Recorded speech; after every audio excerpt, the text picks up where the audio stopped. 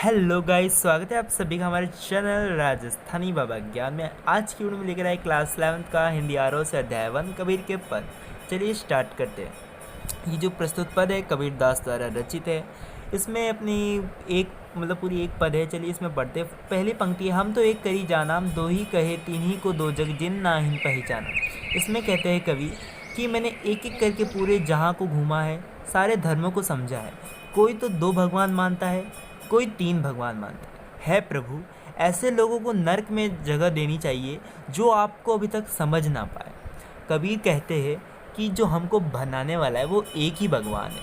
फिर कवि दूसरी पंक्ति में कहते हैं, एके पवन एक ही पानी, एके ज्योति समानम, एके खाक गड़े सब भांडे, एके कोहरा साना। यानी एक ही वायु, एक ही जल, एक ही सूर्य, सब हमें समान रूप से मिला है।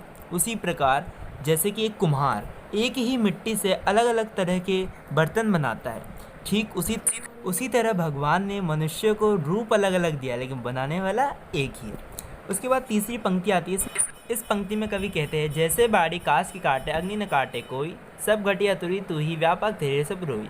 जिस प्रकार एक लकड़ी को काटना आसान होता है, परंतु उस लकड़ी से निकल रही जोत को काटना नामुमकिन है, ठीक उसी तरह मनुष्य शरीर को तो नष्ट किया जा सकता है, लेकिन उसकी आत्मा को नष्ट करना असंभव है। इस माध्यम से कवि कहते हैं कि जो भगवान है मनुष्य के शरीर में विराजमान है।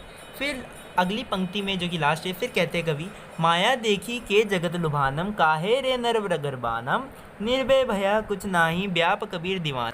इस पंक्ति में कवि कहते हैं, जो मनुष्य धन से प्रेम करता है उसको हमेशा चिंता रहती है कि उसका धन से दूर ना हो जाए, परंतु मैं तो हमेशा मोह माया से दूर रहा हूँ, इसीलिए लोग मुझे दीवाना भी कहते हैं प्रभु।